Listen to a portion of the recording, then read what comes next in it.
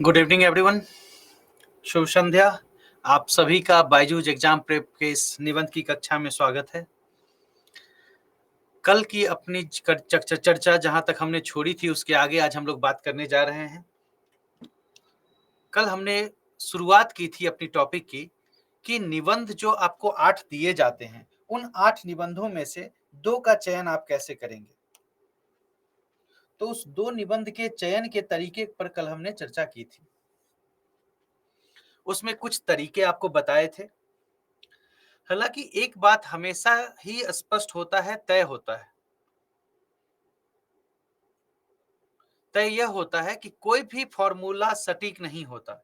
यदि आपके पास सभी फॉर्मूलों के बावजूद भी जो आपको सबसे बेहतर लगता है, सबसे उत्तम लगता है, उसका आपको चयन करके उसके अनुसार कार्य करना होता है। ठीक है। Good evening to all of you. Good evening baby, Sakshi, good evening Lalit, Jyoti. चलिए फटाफट सब। कल नहीं सैटरडे को। हाँ ठीक है, कल से तात्पर्य होता है जो पिछली क्लास आपने अटेंड की है हमारे साथ। ठीक है। यहाँ गणित तो चल नहीं रहा कि हम एक एक करके घंटा बताएं कि आज से 23 घंटे पहले या 22 घंटे पहले या 45 घंटे पहले जो हमारी चर्चा हुई थी। ठीक है, ये एक जनरल बात है। चलिए सब लोग तैयार हैं, आगे शुरू की जाए।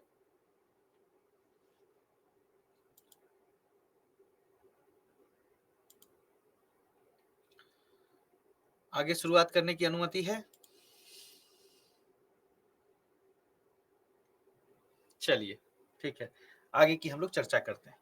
तो कल हमने जो देखा था उसमें क्या देखा था पहले कि किसी भी टॉपिक को जब आपको मिल जाते हैं तो उसकी प्रासंगिकता, कि परीक्षा के उद्देश्य से वो कितना रेलिवेंट है।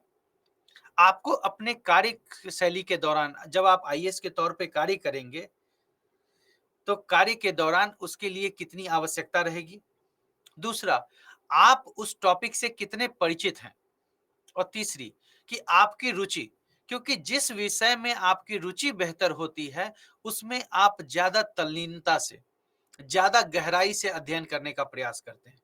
और जिस सब्जेक्ट या जिस विषय को लेकर आपके मन में गहराई होगी आप उसके बारे में बहुत ही बेहतर लिख पाएंगे। क्यों? क्योंकि आप स्वयं भी कई सारे नए आयामों को जन्म दे सकते हैं।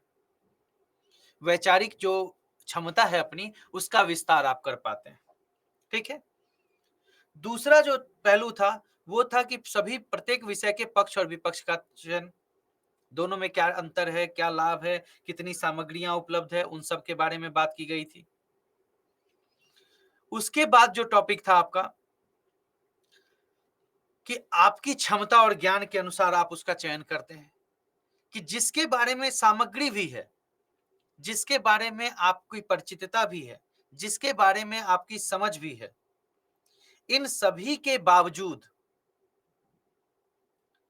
यदि आपको लगता है कि आप लिखने में सक्षम हैं तभी उस टॉपिक का चयन करें।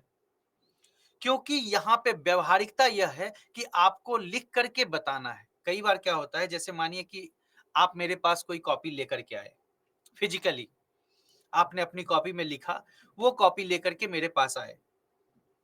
वहां पर यदि मुझे कुछ समझने में आपत्ति होगी तो आप बता देंगे कि सर ये चीज ऐसा हो सकता है।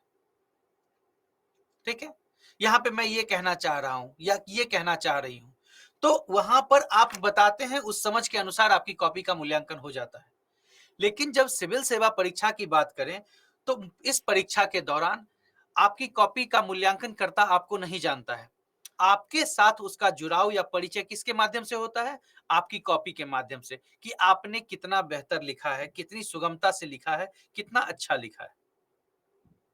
तो आपके लिखने की क्षमता जिस टॉपिक पर सबसे अधिक हो, जिसमें प्रभावी रूप से आप लिख सकें, उसी को आप क्या करते हैं? चयन करते हैं। कोई दिक्कत? अभी तक हमारी जितनी भी चर्चा हुई है, उसके बारे में किसी को कोई आपत्ति, समस्या?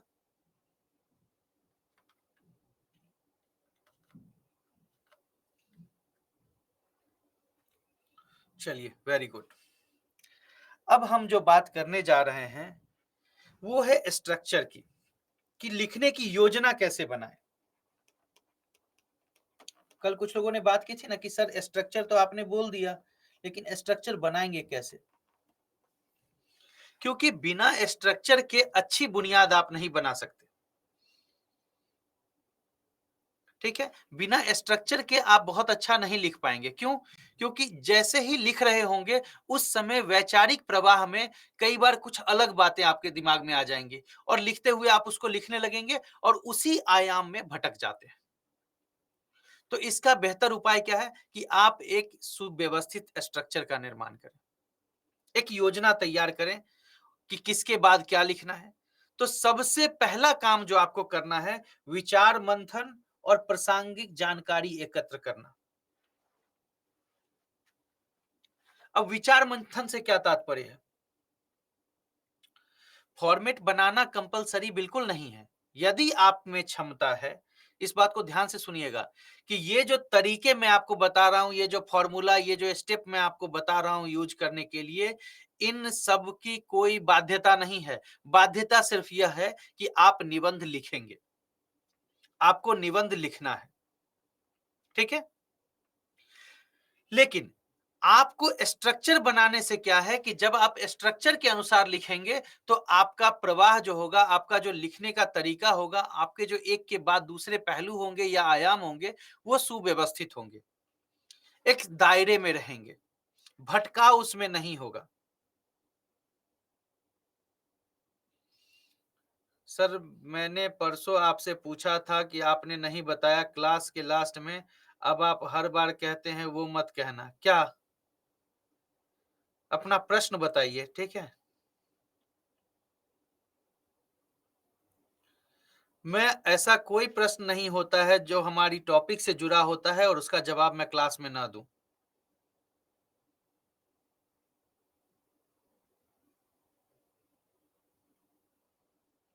ठीक है? तो याचना आपका क्या प्रश्न है? ठीक है, प्रश्न लिख करके भेज दीजिए। ठीक है? तो पहला जो स्टेप हो, हाँ, तो कहां थे?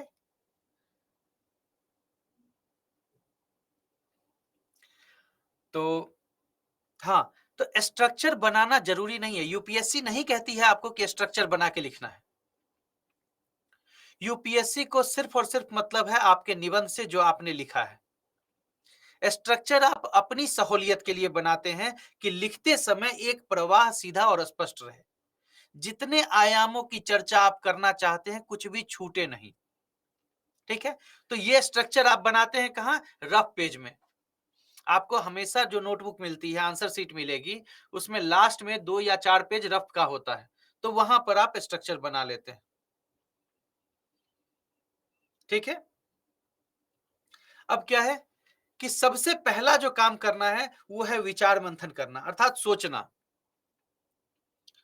कि कैसे कैसे और क्या क्या आप लिख सकते हैं इस टॉपिक के बारे में। ठीक है?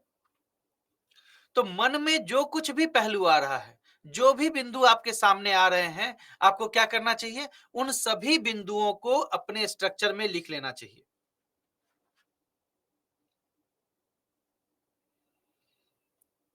साहिबा, मेल आईडी आपके चैट में सर ने लिख करके भेज दिया है। ठीक है?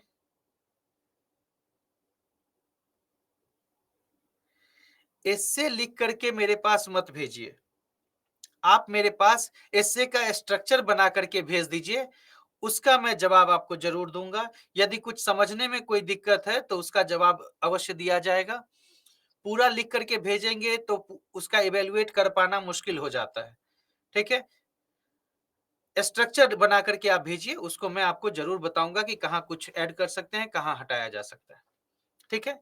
मेरे एस्से लिखने की कोशिश की टॉपिक के बारे में तो लिख देते हैं, करंट न्यूज नहीं लिख पाते हैं और दैनिक भास्कर में राष्ट्रीय संस्करण नहीं मिलता है देखने के लिए। आपको कई सारे टेलीग्राम टेलीग्राम के चैनल्स हैं। उस पे आपको न्यूज़पेपर का पूरा पीडीएफ मिल जाता है, आप सर्च कीजिएगा।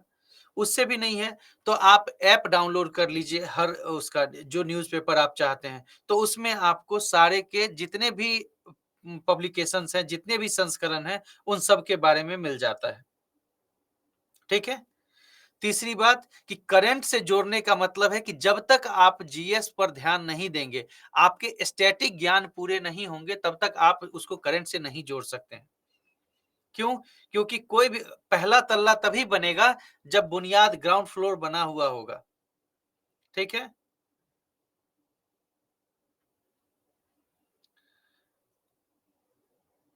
ठीक है? चलिए।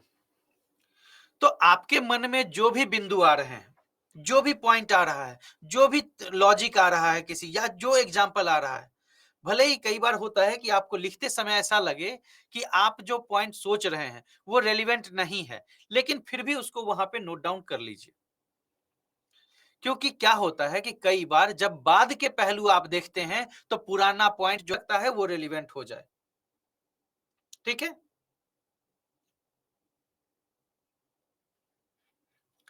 उसके बाद आप क्या करेंगे? इस प्रक्रिया में क्या होता है कि आपके विचार जितने खुलेंगे उतने ज्यादा पॉइंट आपको मिलते हैं। ठीक है? तो हमेशा क्या करना है? पहले विचार करना है, सोचना है, अर्थात विचार करने का मतलब है सोचना है टॉपिक के बारे में।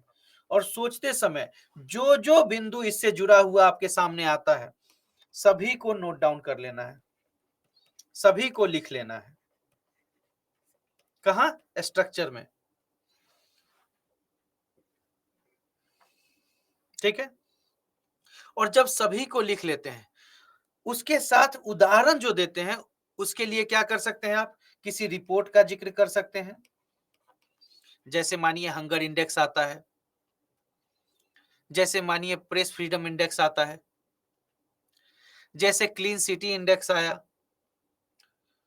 तो इस तरह के जितने भी पॉइंट, जितने भी बिंदु आपके दिमाग में आते हैं उन सब को आप क्या कर सकते हैं? नोट डाउन कर सकते हैं। जो रेलिवेंट सोर्सेज हैं उस सोर्स का, स्रोत का जिक्र भी कर सकते हैं। इससे क्या होता है? आपके उदाहरण की या आपकी बात की प्रासंगिकता क्या हो जाती है? प्रासंगिकता बढ़ जाती है।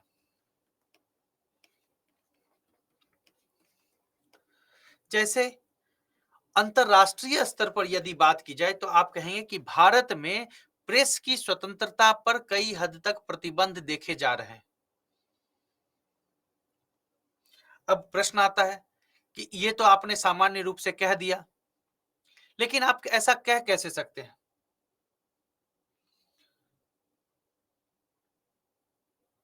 तो इसकी प्रस्तुति के लिए आप कहेंगे कि प्रेस फ्रीडम इंडेक्स जो है, प्रेस फ्रीडम इंडेक्स, इसमें भारत की रैंकिंग 180 देशों में 161 आई है। अर्थात कि कहीं ना कहीं प्रेस पर एक प्रतिबंध देखने को मिलता है। तो अब जब किसी रिपोर्ट के माध्यम से आप प्रस्तुत करते हैं तो आपके बात की प्रासंगिकता बढ़ जाती है। क्लियर? कोई दिक्कत यहां पर समझने में? दूसरी बात जो आती है, विचारों को सुसंगत संरचना में व्यवस्थित करना। अब कैसे व्यवस्थित करेंगे?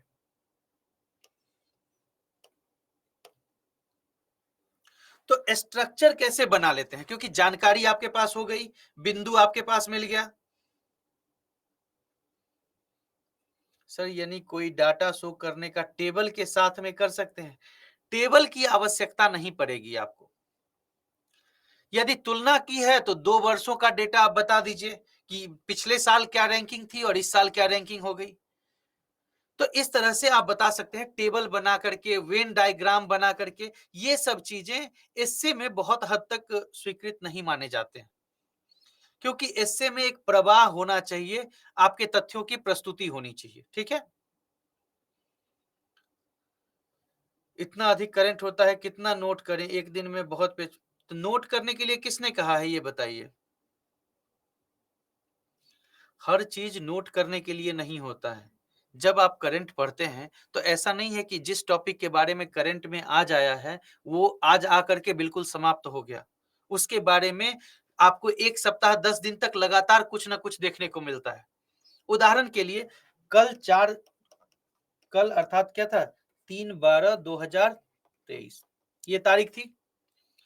कल 4 राज्यों के चुनाव के रिजल्ट घोषित की हुए। ठीक है, राजस्थान,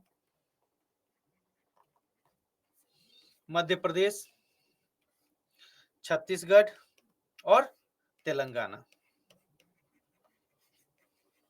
ठीक है, 4 राज्यों के चुनाव के रिजल्ट घोषित किए। पक्ष के जो लोग जीते हैं उनका एक मत होगा, जो हारे हैं उनके बारे में एक राय होगी। अब ये चीजें 4 दिन तक 5 दिन तक निरंतर चलता रहेगा। हर दिन कुछ ना कुछ अलग ओपिनियन आपको देखने को मिलेगा। तो बताइए कि जब 4 दिन 5 दिन तक लगातार किसी चीज को पढ़ते हैं और यदि वो टॉपिक आपके दिमाग में नहीं रह जाता है, इसका मतलब है कि आपने सीरियसली उसको नहीं पढ़ा। तो पढ़ते जाना है, वहां पे कुछ बिंदु मिलेंगे, एक आध पॉइंट आपको मिल जाएगा, उन पॉइंट्स को आपको लिखना है ताकि वो पॉइंट आप कहीं यूज कर सकें।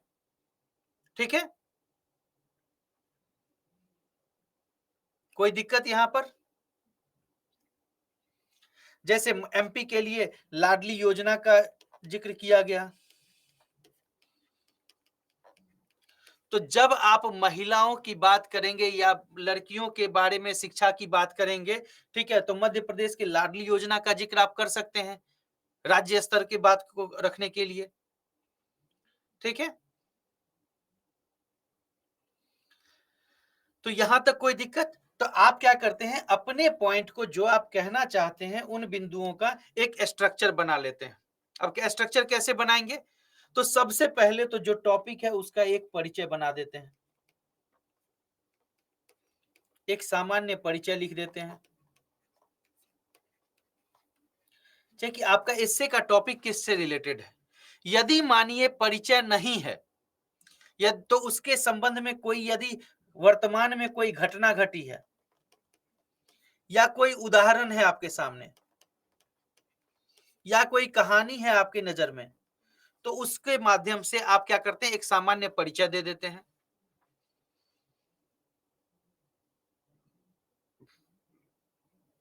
ठीक है,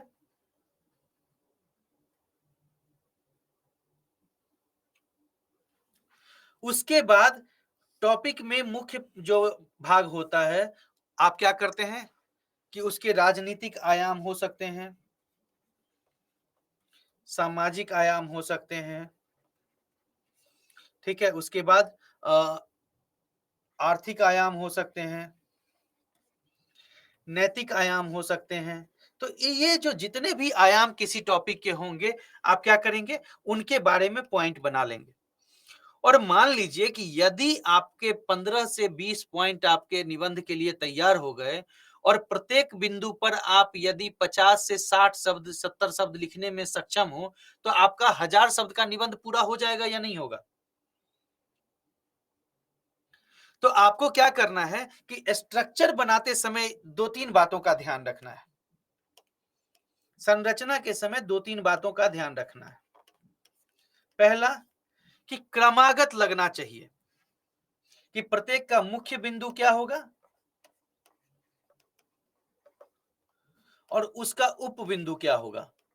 ठीक है, सब हेडिंग क्या होगा, इनका ध्यान आपको रखना चाहिए। दूसरा, ये ध्यान रखना चाहिए नंदिनी जी, एक पेज में एक एस्से में कितना पेज लिखना होता है, कल इस बात पर 15 मिनट चर्चा हुई, आप कहां थे कल? ये बताइए। सबके लिए बताया कि किसकी हैंडराइटिंग कैसी है, एक पेज में आप कितना लिखते हैं, उसके अनुसार ही आपके नंबर ऑफ पेजेस की गणना हो सकती है। मैं 10 पेज में लिखता हूं, हो सकता है कि किसी के 4 पेज में हो जाए, किसी के 5 पेज में हो जाए।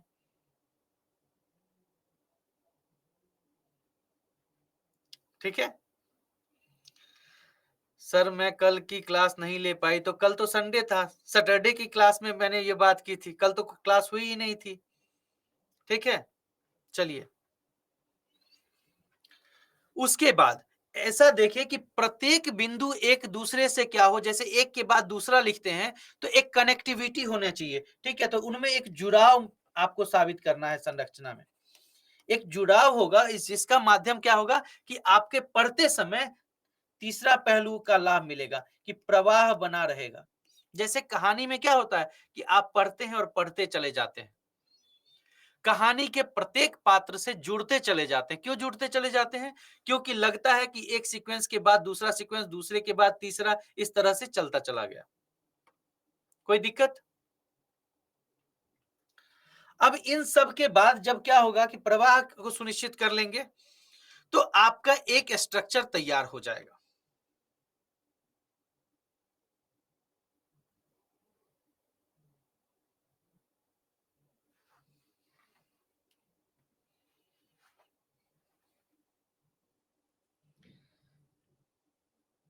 देखिए, पेन छोटा कर दूंगा फिर आपको दिखेगा नहीं, तो आप कहेंगे कि पेन मोटा कर दीजिए। ये इससे छोटा वाला पेन का ये रहेगा। अब इसमें अगर कोई दिक्कत नहीं है तो मुझे कोई आपत्ति नहीं है चेंज करने में। ठीक है, प्रवाह। तो इन तीन बिंदुओं पर ध्यान रखते हुए आपका क्या होगा, स्ट्रक्चर बेहतर तरीके से तैयार हो जाएगा, क्योंकि यहां पे आप हर बात को क्या करेंगे, एक के बाद दूसरा लिख लेंगे। अब जब स्ट्रक्चर तैयार हो गया तो अगला काम क्या है, यहां पे एक थीसिस कथन, स्पष्ट थीसिस कथन डेवलप करना। प्रश्न आता है कि थीसिस कथन क्या होता है? थीसिस कथन किसे कहेंगे? तो थीसिस कथन से तात्पर्य है कि जो भी टॉपिक आपको दिया गया है निबंध का, उस टॉपिक का केंद्रीय वाक्य क्या होगा। ऐसा वाक्य जिसके इर्द गिर्द आपका पूरा निबंध घूमता हो।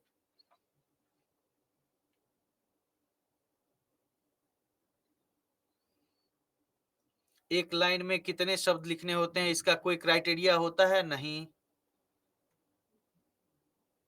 ठीक है,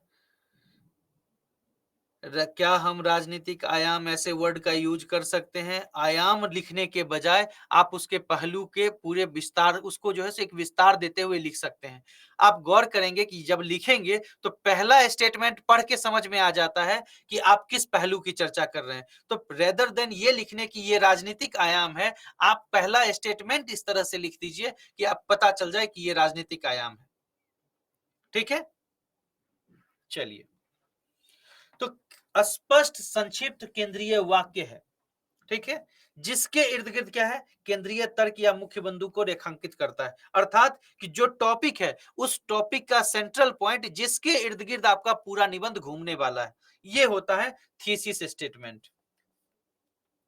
जैसे आप लोगों ने कभी सुना होगा कि जो लोग रिसर्च करते हैं या पीएचडी कर रहे होते हैं, उनका एक टॉपिक होता है और उस टॉपिक के माध्यम से वो ये बताना चाहते हैं कि इस टॉपिक के किस पहलू के बारे में वो अभी अपना अनुसंधान कर रहे हैं।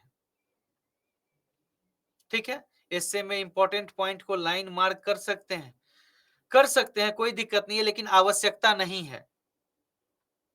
ठीक है, क्यों? क्योंकि आप जो हाईलाइट करके बताएंगे, चेक करने वाले इतने टैलेंटेड तो कम से कम इतने टैलेंटेड तो होंगे ही कि उनकी नजर जहां जरूरत होगी वो स्वतः पड़ जाएगी। ठीक है, तो ये क्या करता है, आपके निबंध के माध्यम से उनका मार्गदर्शन करता है। किसका? पाठक का। जो लोग आपका ऐसे पढ़ रहे हैं, तो केंद्रीय बिंदु जो थीसिस स्टेटमेंट है, वो थीसिस स्टेटमेंट क्या करता है, जो पाठक हैं उनका मार्गदर्शन करता है और ये सुनिश्चित करता है कि वे आपके उद्देश्य और परिप्रेक्ष्य को समझें। आप जो कहना चाह रहे हैं और आपके उद्देश्य का माध्यम, आपके निबंध का माध्यम क्या है, आपका उद्देश्य क्या है निबंध लिखने का, इस बात को वो स्पष्ट कर देते हैं।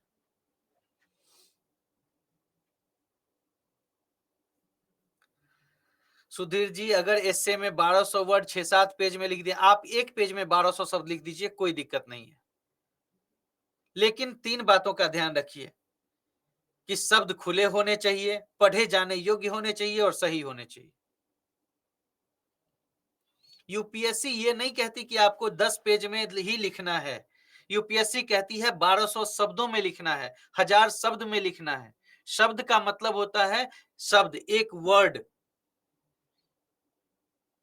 ठीक है?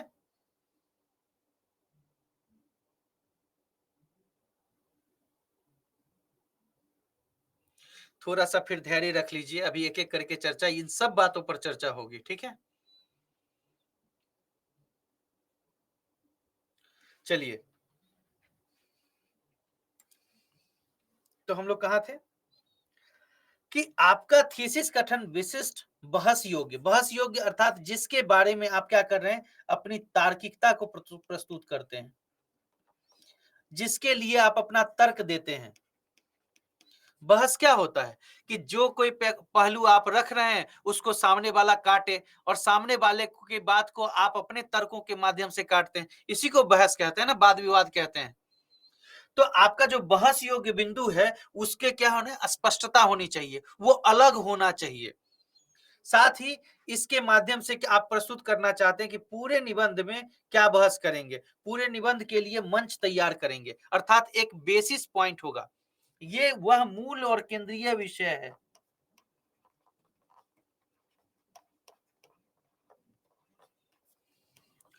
कथन है जिसके संदर्भ में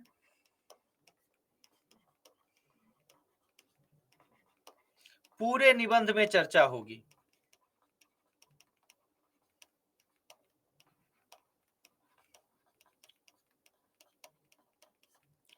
ठीक है? अब बताइए, यहां पे कोई दिक्कत किसी को? आपने अपना थेसिस स्टेटमेंट तैयार कर लिया। जब थेसिस स्टेटमेंट तैयार हो जाता है,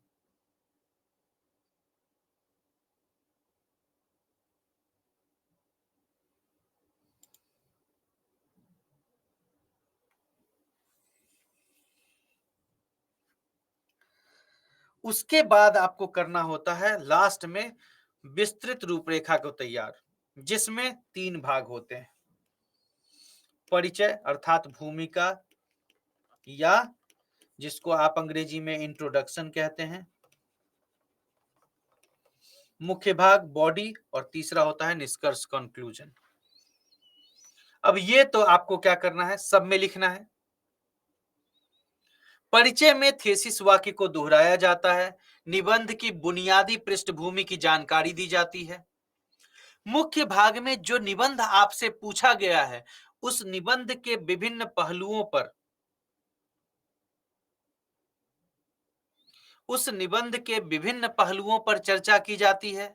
उसमें आप अपने डेटा शामिल करते हैं। ये देखिए, प्रत्येक बिंदु के लिए सहायक साक्ष्य, उदाहरण या डेटा शामिल करते हैं। जो काउंटर आर्गुमेंट है, यदि अपनी बात को कहीं पर आप काट रहे हैं अपवाद के रूप में, तो उन्हें अपवाद के रूप में लिख करके उसके लिए वैकल्पिक या अलग से कोई अगर पहलू है तो उस पहलू को स्पष्ट करते हैं, उदाहरण देते हैं। और अंत में जब ये सब कर लेते हैं तब आप क्या करते हैं, अपना निष्कर्ष लिखते हैं। अब एक बात को ध्यान में रखिए कि यहां तक था सामान्य परिचय। क्या था?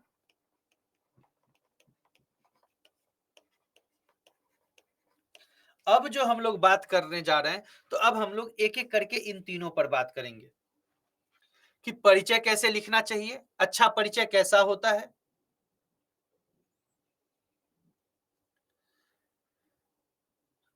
पैराग्राफ में लिखना चाहिए या पॉइंट में। एक सीधा प्रश्न आप सभी लोगों से, ये बताइए कि न्यूज़पेपर में जितने आर्टिकल आपने आज तक पढ़े हैं उसमें से कितने आर्टिकल ऐसे पढ़े हैं जो पॉइंट में लिखे गए हैं? पॉइंट में न्यूज़पेपर में कितने आर्टिकल पढ़े हैं आज तक?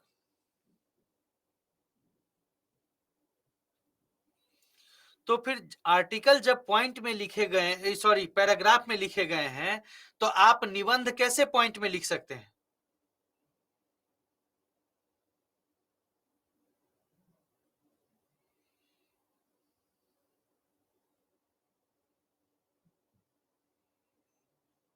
बात समझ में आई? कभी भी निबंध बिंदुओं में नहीं लिखा जाता। निबंध के पहलू होते हैं, हेडिंग, सब हेडिंग हो सकता है। एनी एग्जाम्पल, पहली क्लास में एग्जाम्पल पे ही तो चर्चा हुई थी। 4-5 तो एग्जाम्पल आपको पहली क्लास में बताए कि कैसे निबंध लिखते हैं। पिछले सालों के कुछ निबंधों पर चर्चा भी की थी। इसका स्पष्ट ये है कि आप क्लास में ध्यान नहीं देते।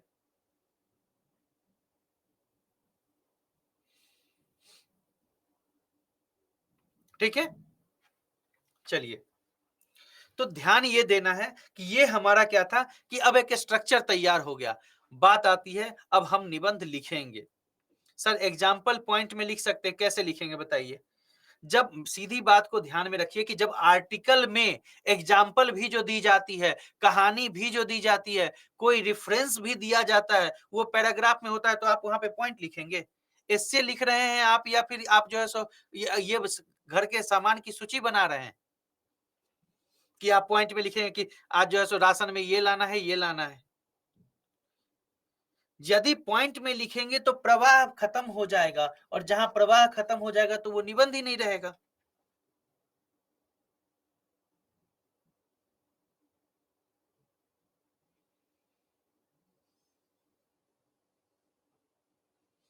यानी गणितिक कुछ समझना हो तो उससे शब्द में, सब कुछ शब्द में ही लिखना है। यहाँ पे आप मैथ का क्या बताएंगे, सो मुझे समझा दीजिए। यदि डेटा आप लिखेंगे तो आप ये लिख सकते हैं ना कि 21.9% भारतीय सामान्य आंकड़े के अनुसार गरीबी रेखा के नीचे हैं।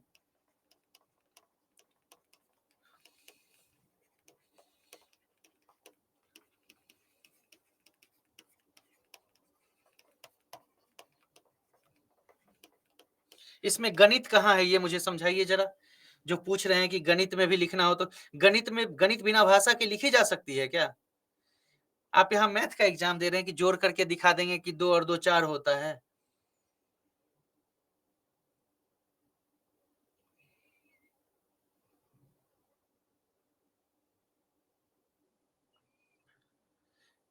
किस बात की, कहाँ भाग के जाना है आप लोगों को, ये मुझे समझाइए। आप लोगों से हर क्लास में एक ही बात मैं करता आ रहा हूं, और आप लोग उस चीज पर कभी गौर नहीं करते। समय से पहले कुछ भी नहीं मिलता। पैराग्राफ कैसे चेंज करेंगे? क्या पैराग्राफ की चर्चा हुई है अभी तक? अभी देखिए आगे क्या है। सो परिचय लिखन की, एक परिचय कैसे लिखा जाता है, ठीक है। उसके बाद देखिए मुख्य भाग में कैसे क्या लिखना चाहिए, उसके बारे में चर्चा होगी। पैराग्राफ कैसा होना चाहिए, समाधान कैसा होना चाहिए, लैंग्वेज कैसा होना चाहिए, तो सबकी तो चर्चा होगी। जल्दी क्या है, कहाँ भाग के जाना है? कौन सा भूकंप आ गया है अभी, ये बताइए। बिना धैर्य के कुछ नहीं मिलता।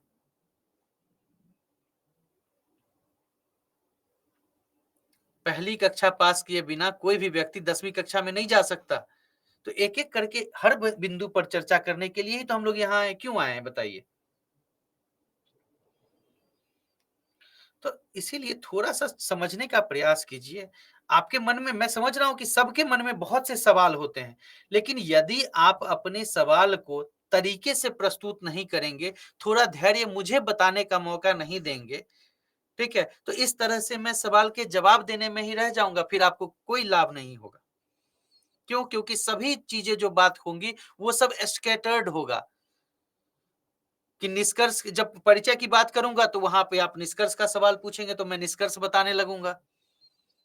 तो इससे आपके लिए कोई लाभ नहीं रह पाएगा। ठीक है, तो आप ऐसा काम कीजिए जिससे आपको लाभ मिले। आपके पास पीपीटी उपलब्ध हो जाती है, एक बार आपको देख लेना चाहिए कि किस स्ट्रक्चर में क्या क्या उसमें दिया गया है, किन किन बातों पर चर्चा होनी है। ठीक है, मेरा मानी आपको अगर इस तरह से मेरे मेहनत सारे बेकार मुझे लगते हैं कि मैं फालतू में मेहनत करके आता हूं।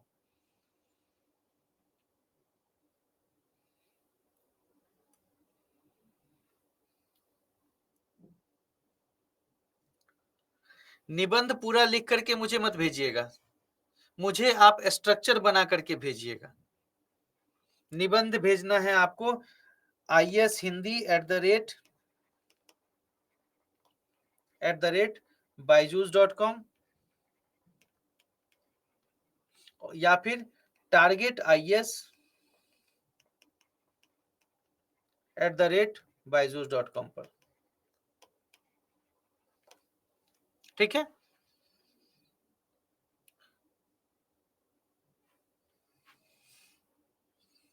स्ट्रक्चर कैसे लिखेंगे? अभी तक हम 1 घंटे से कर क्या रहे थे ये बताइए? जो हमारी आधे घंटे की क्लास हुई और लास्ट क्लास जो हुई थी उसमें हम कर क्या रहे थे? स्ट्रक्चर की ही तो बात हुई थी।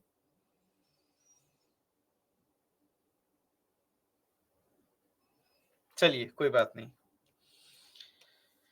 अब हम लोग बात करने जा रहे हैं कि 3 पार्ट में तो आपको निबंध को तोड़ना है, ये तो क्लियर हो गया। इसमें किसी को कोई आपत्ति? कि परिचय लिखना है अर्थात इंट्रोडक्शन देना है, एक बॉडी बनानी है जिसमें जो निबंध पूछा गया है उसके बारे में चर्चा करनी है और एक कंक्लूजन देना है। कंक्लूजन क्या होगा कि जो भी आपने पूरा लिखा है उसका एक कंक्लूड करते हुए कि उनसे आपको क्या समझ में आया, और बाद में यदि कुछ भविष्य में बदलाव की स्थिति हो सकती है, कुछ भविष्य के लिए आपको कुछ सुझाव हो सकते हैं, तो उनको आप दे देंगे।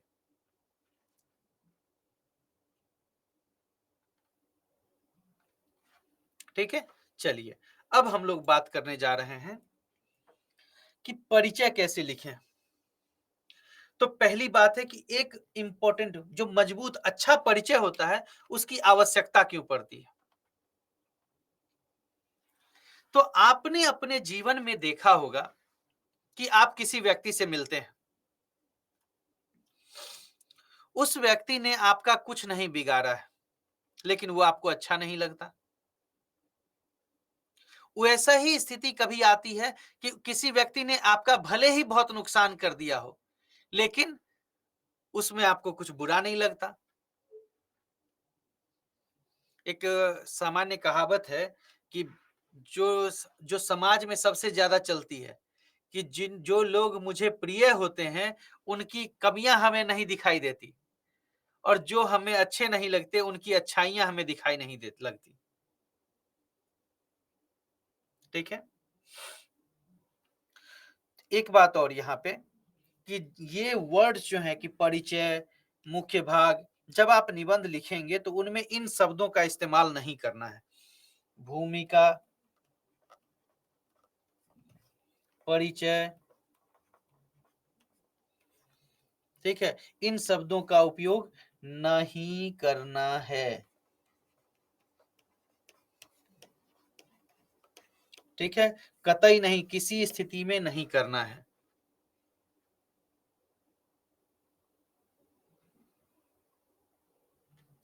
ठीक है, तो एक मजबूत परिचय का महत्व क्या होता है? तो जब आप इससे लिखते हैं,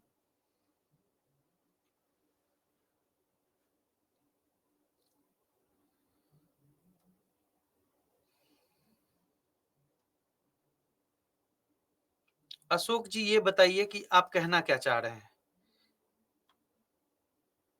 प्रस्तावना क्या भूमिका से अलग है? प्रस्तावना क्या परिचय से अलग शब्द है?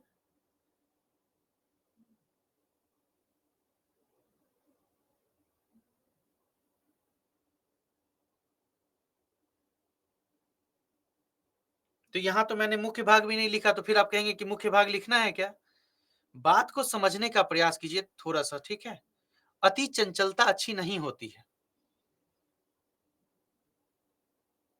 चलिए, तो मजबूत परिचय क्या करता है कि पढ़ने वाले का उसमें इंटरेस्ट जागृत करता है।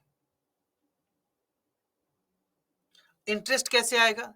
कि जैसे महिला पर बात हो और यदि शुरुआत आपने की है भारत में महिलाओं की स्थिति से, या शुरुआत आपने की है भारत में महिलाओं के पतन के कारणों से, या शुरुआत आपने की है किसी ऐसी कविता से जो महिलाओं की पीड़ा को दर्शाता है। ठीक है, तो इन सभी स्थितियों से क्या होता है कि पढ़ने वाले का आपके निबंध में एक इंटरेस्ट जागृत होता है। तो वही बात होगी कि वो उसको लगेगा कि आपने जो लिखा है, वो कुछ अच्छा लिखा होगा। कहते हैं ना, first impression is last impression. पहली आपकी छवि जैसी बनती है, व्यक्ति उसी तरह से वो आपकी पूरी बात को देखता सुनता है। तो इंट्रोडक्शन हमेशा कैसा करना चाहिए? ऐसा जो एक छाप छोड़ सके।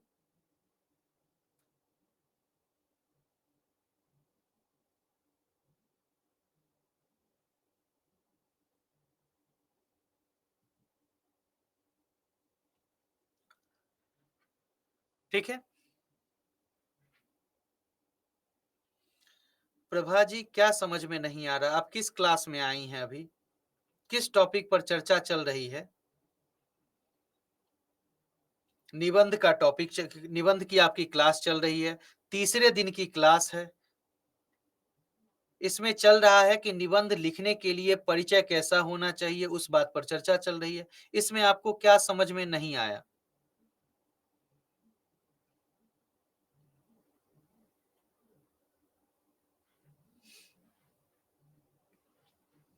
ठीक है? मैं चाहता हूं कि चैट देखता रहूं ताकि किसी का प्रश्न छूटे नहीं, लेकिन ये काफी डिस्टर्बिंग होता है कई बार। चलिए, तो हम कहाँ थे कि first impression is the last impression. जैसी आपकी पहली छवि होती है, कई बार क्या होता है कि कोई व्यक्ति इतना अच्छा लिखता होता है और इतनी अच्छी शुरुआत करता है, और उसके बाद प्रवाह इतना सुगम होता है, इतने अच्छे तरीके से उसने लिखा होता है। ठीक है? निबंध इतने अच्छे तरीके से उसने लिखा होता है कि पढ़ने वाला भूल जाता है कि टॉपिक क्या था, और वो उसको अच्छे नंबर दे देता है। फिर रात में घर जाएगा तो उसको याद आएगा, यार उसने निबंध में तो ये बातें लिखी थी, टॉपिक तो ये है। अब एक बार जो नंबर दे दिया गया तो क्या उसको बदला जा सकता है क्या? नहीं बदल सकते।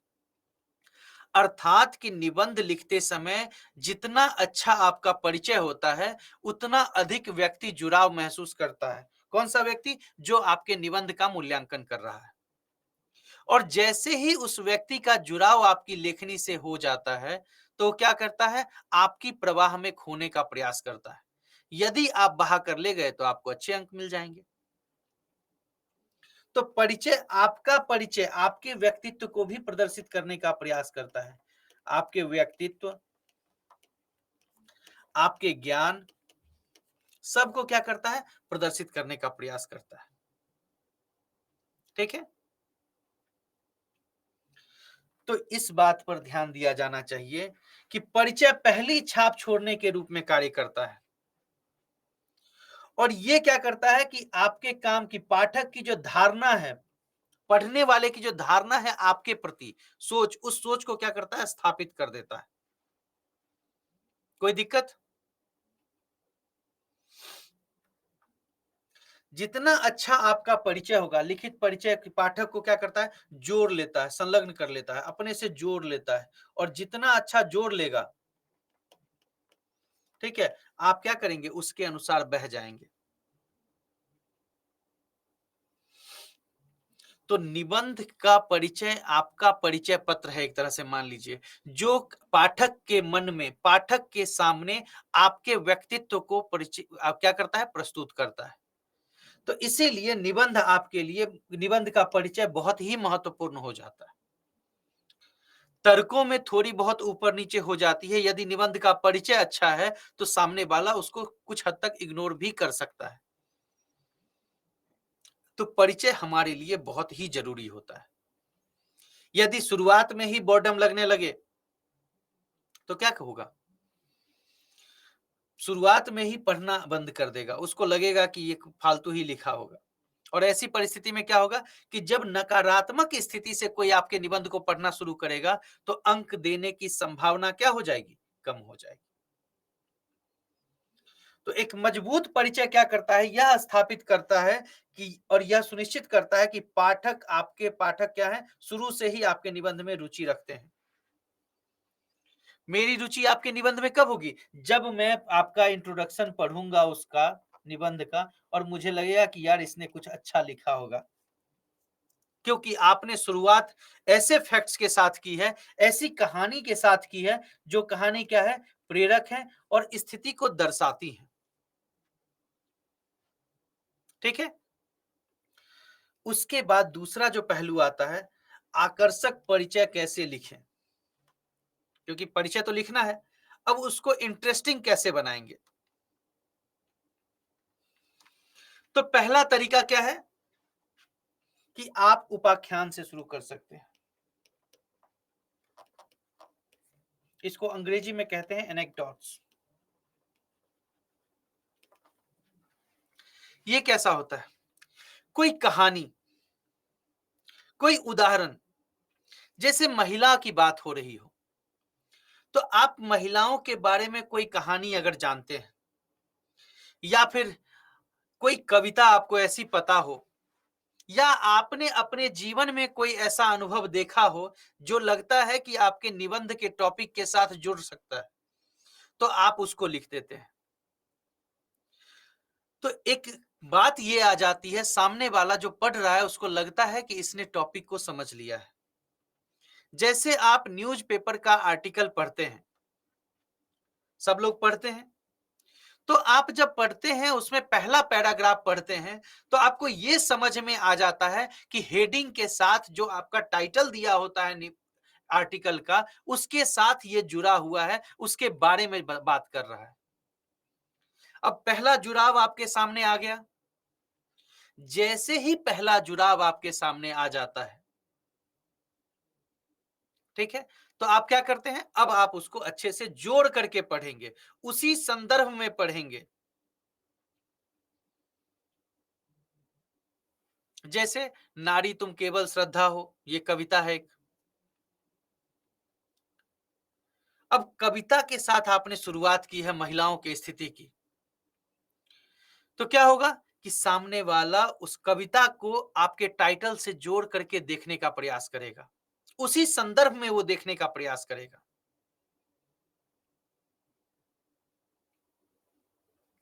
जैसे कोई छोटी कहानी हो सकती है किसी के बारे में।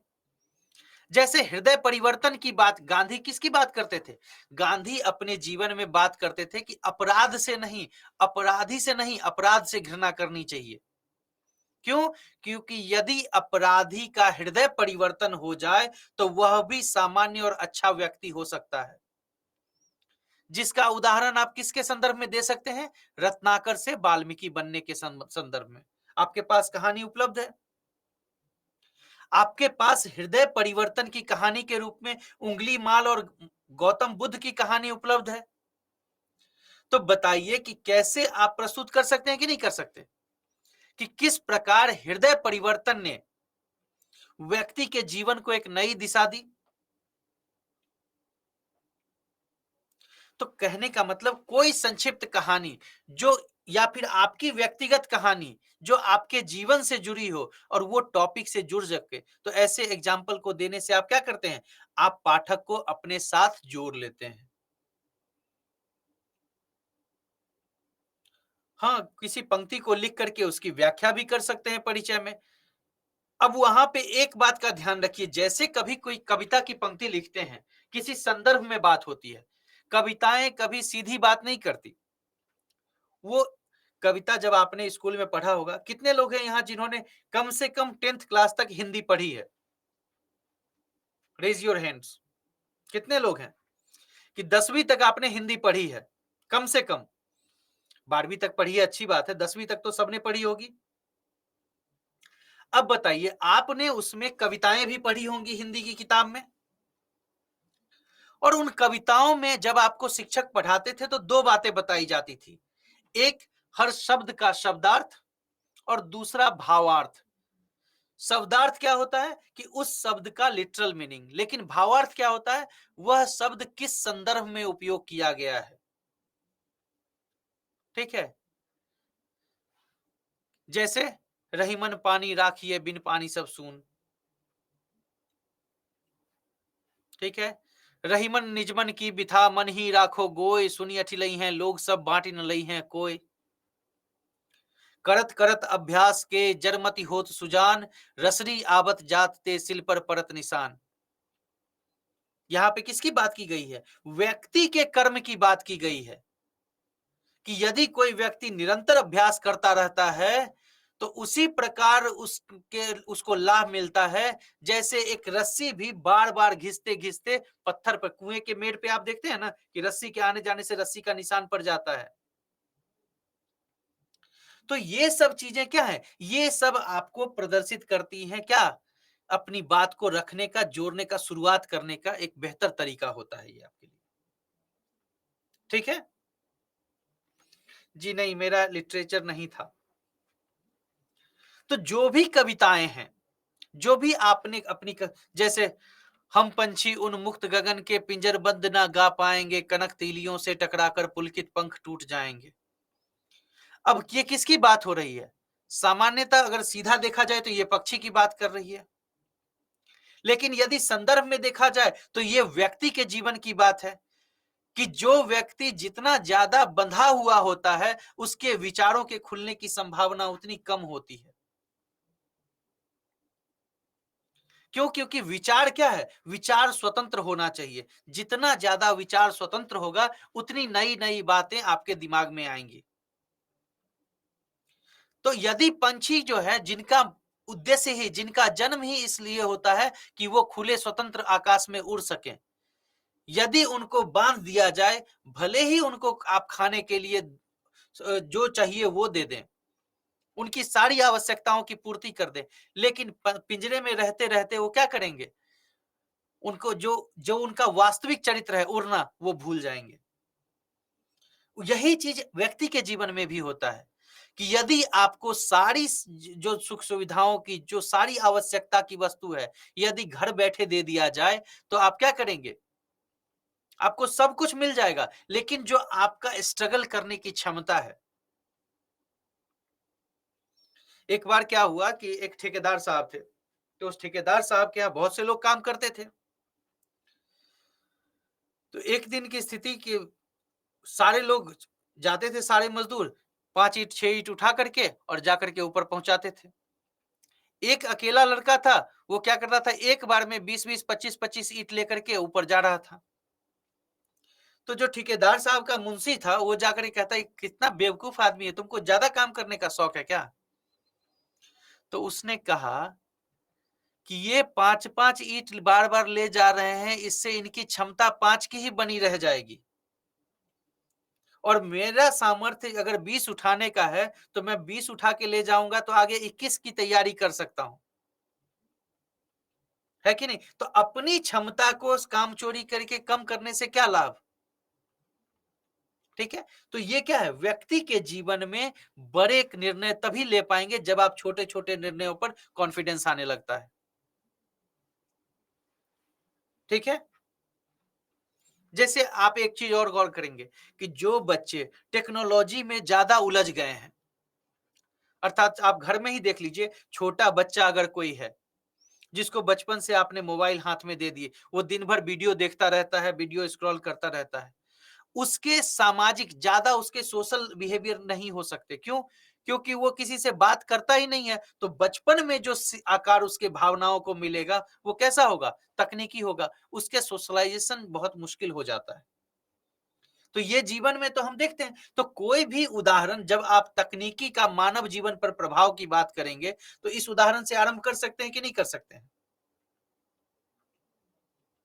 ये एग्जाम्पल हो सकता है कि नहीं आपके लिए कि तकनीक ने भले ही हमारे जीवन को बहुत ही सुलभ बना दिया है, भौतिक रूप से बहुत ही सुखद बना दिया है, लेकिन इसने हमारी वैचारिक क्षमता, हमारी जो मेमोरी थी, हमारी जो स्मरण शक्ति थी, उसको कमजोर कर दिया है। पहले आप लोग सबके पास कम से कम 10-15 फोन नंबर याद होते थे। आज अपना मोबाइल नंबर कई बार आदमी भूल जाता है। वो उंगली पे गिनने लगता है कि अच्छा ये है, 2-2 करके आप पेयर बना करके। तो ये क्यों है? ये तकनीक का प्रभाव। तो उदाहरण ऐसे होने चाहिए जो आपकी टॉपिक से क्या हो, जुड़ जाए, और पाठक जब उसको पढ़े तो उसको लगे कि ये हेडिंग के साथ मैच कर रहा है। कोई दिक्कत? तो आप उदाहरण उपाख्यान के माध्यम से शुरुआत कर सकते हैं। दूसरा तरीका क्या हो सकता है? उद्धरण। इसको अंग्रेजी में कहते हैं कोटेशन, कोट। जैसे गांधी जी क्या कहते थे? कि जो परिवर्तन आप संसार में देखना चाहते हैं, उसकी शुरुआत आपको स्वयं से करनी चाहिए। आपने अंग्रेजी में भी कोटेशन सुना होगा कि चैरिटी बिगिंस एट होम। जिस घर में लोग एक दूसरे की मदद करते हैं, वो व्यक्ति जब समाज में जाएगा तो उसके व्यवहार की इच्छा होगी, व्यवहारिक रूप से वो क्या करेगा? दूसरे की मदद करेगा। या फिर जो परिवर्तन आप दूसरों में देखना चाहते हैं, उसकी शुरुआत खुद से करें। एक कहानी है कि एक बार कस्तूरबा गांधी बीमार पड़ गई। डॉक्टर ने उनको नमक खाने से मना कर दिया। अब नमक एक ऐसी चीज है कि अगर सब्जी में कम हो जाए तो भी स्वाद नहीं आता, ज्यादा हो जाए तो भी स्वाद नहीं आता। गांधी जी उनको कहते थे कि जो है सो तो डॉक्टर साहब ने मना किया है, तुम क्यों खाती हो? तो बार कहती, जरा आप छोड़ करके देखिए ना, फिर पता चलेगा कैसा लगता है। गांधी जी ने क्या किया कि उन्होंने भी नमक खाना छोड़ा। अब इनको देख करके कस्तूरबा ने भी छोड़ दिया, उनके स्वास्थ्य में सुधार होने लगा। तो यहीं से ये अवधारणा आई कि जब तक आप उदाहरण स्वयं को प्रस्तुत नहीं करेंगे, तब तक आप किसी को सही सही सीख नहीं दे सकते। ठीक है?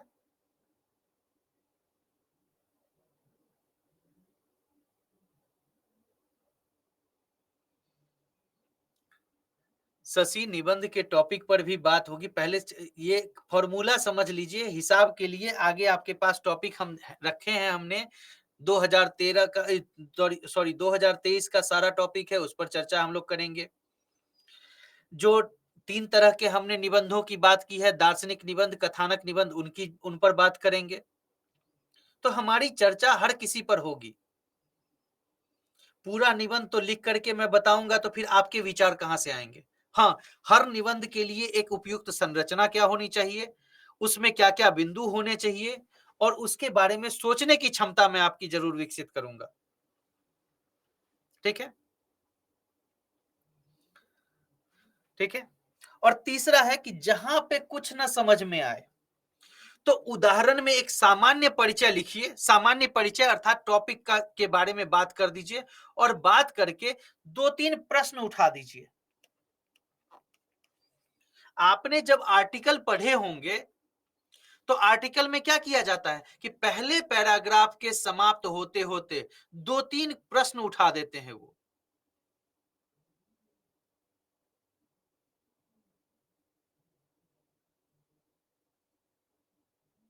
जी बिल्कुल, बहुत सारे निबंध पर हम चर्चा करेंगे, उनके स्ट्रक्चर के बारे में बात करेंगे। ठीक है? अभी बहुत कुछ चर्चा होनी है, तो थोड़ा-सा पेशेंस, बस ये फॉर्मूला की, क्योंकि ये चीजें जो है ना कैसे करना है, क्योंकि मानिए मैं एक निबंध आपको लिख करके बता भी दूं, वो निबंध तो एग्जाम में पूछेगा नहीं, फिर आपको क्या लाभ? तो लाभ इससे ना कि जो किया जा सकता है किसी भी टॉपिक पर लिखे में, प्रश्न कैसे उठाएं। ठीक है? एक जैसे जैसे मानिए महिला सुधारों की बात की गई है, तो एक प्रश्न जब आप परिचय महिलाओं का दे देंगे। पॉलिटी वाला कौन सा मैंने अभी एग्जाम्पल दिया है? ठीक है, चलिए। तो प्रश्न ऐसे उठाएंगे जैसे महिलाओं की एक टॉपिक पर हम चर्चा कर रहे थे कि नए युग की नारी मिथ्या है। अब बताइए, नए युग की नारी का तो एक वर्तमान संदर्भ में महिलाओं की स्थिति की कैसे नए युग की नारी टर्म को हम यूज कर रहे हैं, उसका एक परिचय दे देंगे कि उनको घर से निकलने की स्वतंत्रता है, वो आर्थिक रूप से अब स्वतंत्र होने लगी हैं, यह एक स्वतंत्रता है। वह अपने जीवन के छोटे मोटे निर्णय स्वयं लेने में सक्षम हो रही हैं, उनके विकास के लिए बहुत से कार्यक्रम चलाए जा रहे हैं। लेकिन अब उस पे प्रश्न कैसा उठा सकते हैं? क्या उनके लिए उठाए गए कदम उनके जीवन को सकारात्मक आयाम दे पा रहे हैं? क्या उनके सुधार के लिए उठाए गए कदम उन्हीं के जीवन के लिए बाधक हैं? क्या उनके लिए उठाए गए कानूनी विधानों के बावजूद उन्हें स्वतंत्र रूप से सामाजिक स्वीकार्यता प्राप्त हुई है? क्या महिलाओं के निर्णय लेने की क्षमता को समाज ने स्वीकार कर लिया है? अब 3-4